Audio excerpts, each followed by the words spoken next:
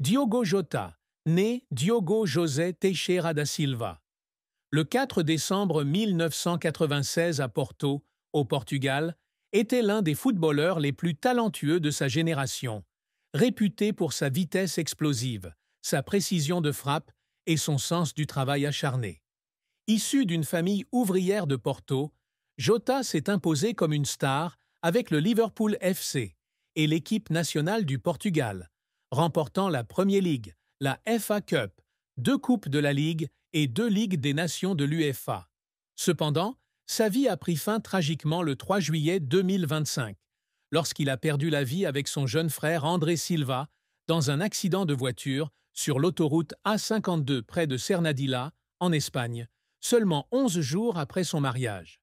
La vie courte mais brillante de Jota est une histoire de talent, de dévouement et de profonde tristesse qui a laissé un héritage non seulement dans le football, mais aussi dans le cœur de sa famille, de ses coéquipiers et des supporters du monde entier.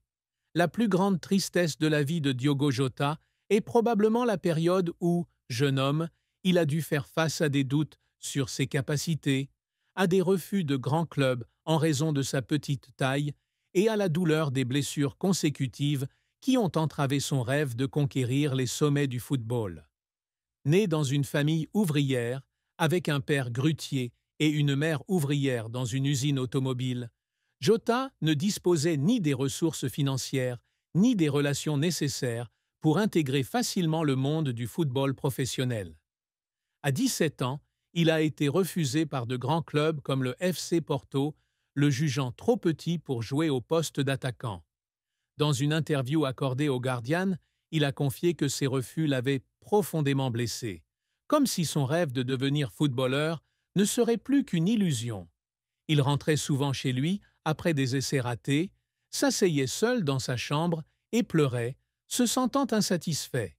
Cette tristesse a été aggravée par de graves blessures au cours de sa carrière, notamment une blessure au genou en 2020 qui l'a contraint à manquer 3 mois de jeu juste après avoir marqué pour ses débuts avec Liverpool, et une blessure au mollet en 2022 qui lui a fait manquer la Coupe du Monde 2022. Les moments où il était alité, incapable de jouer, lui donnaient l'impression de rater de précieuses occasions de prouver sa valeur. Les larmes de ces moments, comme il l'a raconté dans une interview à Sky Sports, n'étaient pas seulement dues à la douleur physique, mais aussi à la peur de voir sa carrière s'arrêter avant d'avoir atteint son apogée. La carrière de Diogo Jota a été un parcours inspirant, depuis ses humbles débuts à Gondomar, à Porto, jusqu'à devenir l'un des meilleurs attaquants d'Europe, mais elle a également été marquée par des revers et des moments qui l'ont laissé en larmes. Jota a commencé à jouer au football à l'âge de 9 ans au club local de Gondomar, qui portera son nom en 2022. Malgré le refus des plus grands clubs, il a signé à Passos de Ferreira en 2013 et a fait ses débuts en équipe première en 2014 lors d'une victoire 4-0 à la Taça de Portugal. Lors de la saison 2014-15, il a marqué un doublé contre l'Académica de Coimbra, devenant ainsi le plus jeune buteur de l'histoire du club en première division portugaise. Cependant, un problème cardiaque diagnostiqué cette saison-là l'a tenu éloigné des terrains pendant 1 mois, un coup dur qui lui a fait craindre la fin de sa carrière. Sa persévérance lui a toutefois valu un transfert de 7 millions d'euros à l'Atlético Madrid en 2016, mais il a eu du mal à être régulier et a été prêté au FC Porto et au Wolverhampton Wanderers.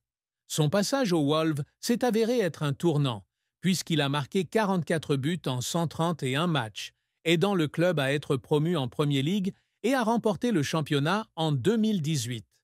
Liverpool a dépensé 41 millions de livres sterling pour recruter Jota en 2020, et il a rapidement prouvé sa valeur en inscrivant un but dès ses débuts contre Arsenal.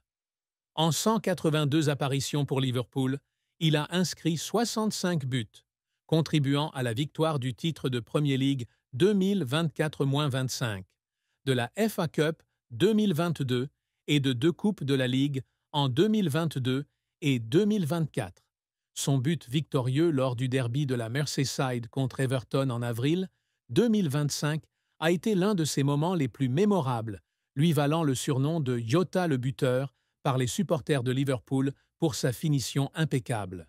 Sur la scène internationale, Jota a fait ses débuts avec le Portugal en 2019, inscrivant 14 buts en 49 apparitions et remportant 2 titres de Ligue des Nations de l'UEFA en 2019 et 2025.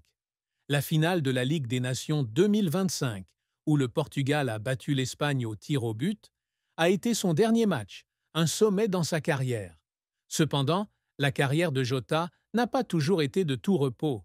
Une série de blessures, dont une blessure au genou en 2021, autre au mollet en 2022, lui ont fait manquer des opportunités clés, notamment la Coupe du Monde 2022. Dans une interview accordée à The Athletic, il a raconté avoir un jour fondu en larmes dans le vestiaire, après avoir appris qu'il ne pourrait pas participer à la Coupe du Monde, se sentant déçu par ses coéquipiers et ses supporters.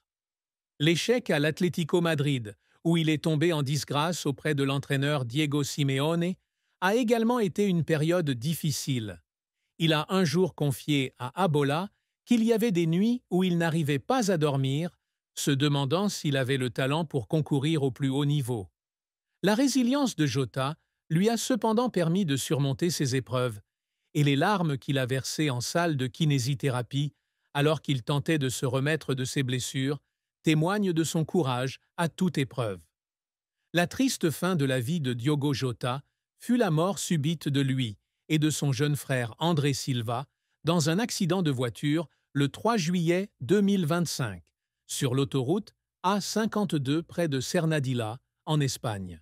Selon le New York Times et le Guardian, Jota et André, 25 ans, joueurs de Penafiel en 2e division portugaise, se rendaient de Porto à Santander pour prendre un ferry pour l'Angleterre, Jota ayant reçu l'avertissement de ne pas prendre l'avion en raison d'une récente opération pulmonaire pour réparer une côte fracturée. La Lamborghini Huracan qu'il conduisait a crevé en doublant un autre véhicule, provoquant une perte de contrôle du véhicule, une sortie de route et un incendie.